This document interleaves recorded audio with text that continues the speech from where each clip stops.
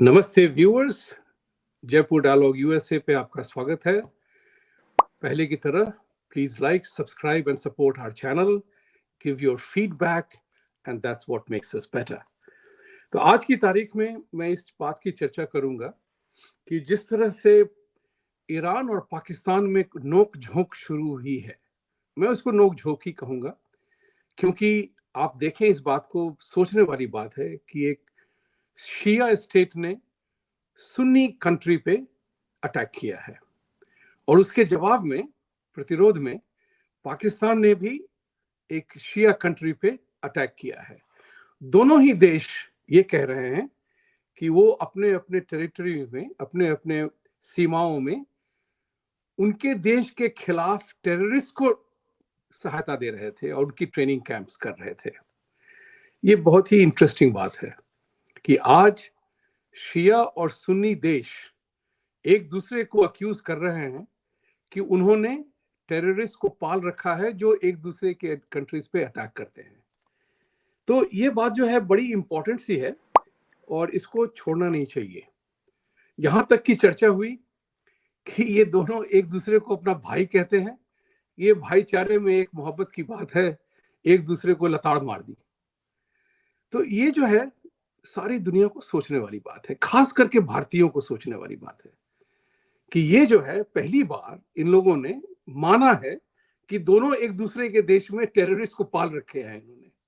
मुझे खबर आई और मैं आपको बता रहा हूं कि ईरान ने जो उसको मिसाइल से मारा था वो जैश ए मोहम्मद के टेररिस्ट साइट्स थे और उनकी सहायता सीआईए कर रही थी, जिसके कारण 100 से ज्यादा रेवोल्यूशनरी गार्ड्स जो सुलेमानी की डेथ एनिवर्सरी पे शोक मना रहे थे, उन पे प्रहार किया था।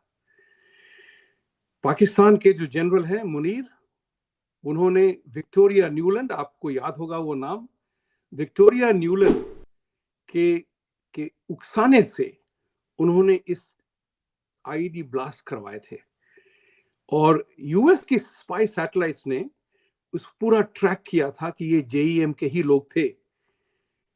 ये प्रूफ जब ईरान को मिला, किसने दिया मुझसे नहीं, मैं नहीं बोलूंगा उस बात को, लेकिन आपके विचार को ये कहूंगा कि जिस उनको ये प्रूफ मिला कि सैटेलाइट से उनको ये प्रूफ मिला कि पाकिस्तानियों ने ऐसे किया था जैश ए मोहम्मद के नाम पे, तो उन्होंने प्रहार किया।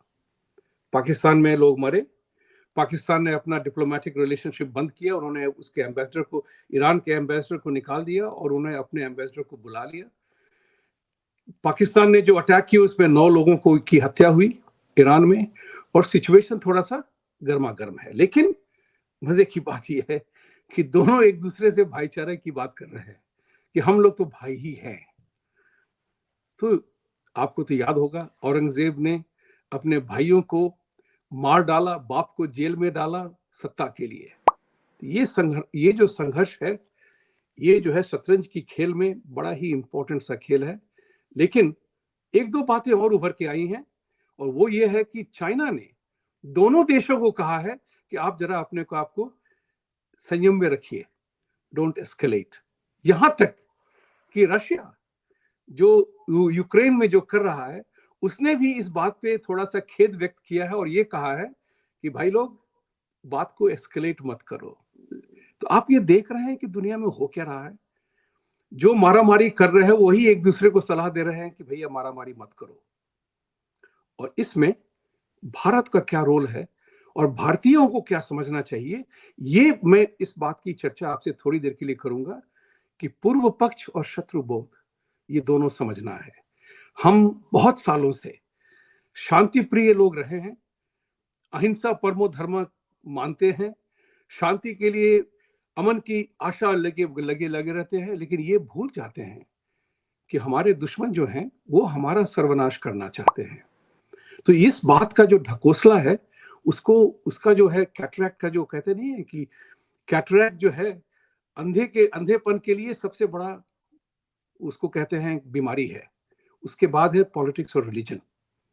तो इस बात को समझते हुए हमें अपने आप से एक सत्य को मानना पड़ेगा कि पाकिस्तान पाकिस्तान कभी भी हमें अपना नहीं मानेगा, वो हमारा दुश्मन है। ये जो चर्चाएं होती है ना कभी कभी अमन की आशा के लिए, तो पाकिस्तान के लोगों को शांति चाहिए, वो अमन की आशा रखते हैं भारतीयों के साथ, ये सब बकवास है मेरे विचार से। तो बकवास इसलिए है कि अगर वहां की सरकार जो कर रही है तो वो किसके शह पे कर रही है? अपने आप से कर रही है। यहां तक कि हमारे देश में भी हिंदुओं के खिलाफ कौन खड़े हैं ये आप सब जानते हैं। तो बबरी मस्जिद हो, राम मंदिर का निर्माण हो, कृष्ण भगवान की जन्माष्टमी का जन्मभूमि का को ढूंढना हो, जहां जहां भी मंदिरें बनी है वहां पे ऊपर से दूसरा स्ट्रक्चर बना है, लेकिन हमें प्रूफ करना पड़ेगा कि वो हमारा था। This is the problem. इस बात की दिखार जो हो गई है, इसके कारण जो है हम लोगों को इस बात को समझना पड़ेगा कि सच क्या है, झूठ क्या है, पूर्व पक्ष शत्रुबोध मानना पड़ेगा कि हमारा जो दुश्मन है वो हमारा सर्वनाश करना चाहता है। इसमें एक और भी चर्चाएं हुई है। आज कुछ दिनों से मैं देख रहा हूं कि वो जो है ना पाकिस्तान के दो रिपोर्टर्स हैं जो टीवी में शो करते हैं, चीमा जी हैं और आरजू कज़मी जी हैं, वो जयपुर डायलॉग पे भी दोनों बहुत बार आए हुए हैं, लेकिन अब उनकी भी सच्चाई थोड़ी थोड़ी बाहर आ रही है कि यही आरजू कज़मी थी जिन्होंने 2019 में जब यूएई ने मोदी जी को आदर किया था, सम्मान किया था हाईएस्ट सिविलियन ऑर्डर के लिए, तो उन्होंने मोदी को गाली दिया था कि मौत के सौदागर को ये रिवॉर्ड दिया गया। भूलिएगा मत, यही पाकिस्तान है जो स्मृति ईरानी जी जब वहां गई थी सऊदी अरेबिया और वहां पे सऊदी लोगों ने उनका आदर किया काबा में विजिट करने के लिए, तो पाकिस्तान के ही लोगों ने कहा था कि ये जो है सऊदी अरेबिया ने गलत किया है। तो आप उनकी विचारधारा क्या है हमारे लिए, ये छुपी नहीं है बात। इस बात को हमें समझना पड़ेगा। दूसरी चर्चा जो मैं करना चाहता था इसी में, कि आज देख रहे हैं कि यमन और हूथी का कारण यूएस जो है वहां पे फिर लड़ गया है। यूएस और यूके आज वहां पे बॉम्बिंग चल रही है। ये बड़े दुख की बात है। एज एन अमेरिकन मैं ये कह रहा हूं कि जिस दिन से अफगानिस्तान से अमेरिका भागा था, 80 बिलियन से ज्यादा का वेपन्स छोड़ के भागा था वहां से, उस दिन से अमेरिका की शाख बहुत गिर गई है। अमेरिका आज चाइना से और रशिया से नहीं लड़ रहा है, आज वो इस्लाम के प्रॉक्सी से लड़ रहा है। इससे ज्यादा अमेरिका के लिए मानहानि की बात और नहीं हो सकती है। हुथी जो है, यमन जो है, दुनिया का एक बहुत ही गरीब कंट्री है। तो अगर यूएस अगर इस हालात में उतर आया है कि आज आप छोटे मोटे इक्के दुक्के लोगों के साथ लड़ रहे हैं, तो ये याद रखिएगा कि आप जीतेंगे नहीं उनके साथ। क्यों? क्योंकि उनको उनके पास हारने के लिए कुछ है ही नहीं। वो तो इस बात से खुश हैं कि दुनिया का सबसे शक्तिशाली देश हमारे ऊपर प्रहार कर रहा है और हम उनकी शिप्स को बर्बाद कर रहे हैं, इकोनॉमिक चेन को हम उनको वीक कर रहे हैं। ये बहुत ही इंपॉर्टेंट सोचने वाली बात है कि आज जो आर्थिक व्यवस्था जो है डेमोक्रेसीज में, जिसके कारण यहाँ के सारे लोग जो कहते नहीं कि मुस्लिम वर्ल्ड से, अफ्रीका से सारे के सारे लोग, यूरोप, रोहिंग्या यहाँ पे भारत में आ रहे हैं और यहाँ पे जिस तरह से इमिग्रेशन हो रही है यहाँ पे, ये सब के सब आर्थिक स्थिति सुधारने के लिए आ रहे हैं और पॉलिटिकल सिचुएशन से भाग के आ रहे हैं। लेकिन आज अमेरिका उन लोगों से लड़ रहा है जिसके पास हारने के लिए कुछ है ही नहीं। आप कितना भी बॉम्ब करेंगे तो यमन तो गरीब का गरीब ही रहेगा। हुथी के पास इतने सारे सामान हैं लड़ने के लिए कि उनको वो प्रहार कर सकते हैं आपके इकोनॉमिक लाइफ पे। तो ये जो है एक बहुत बड़ी बात है।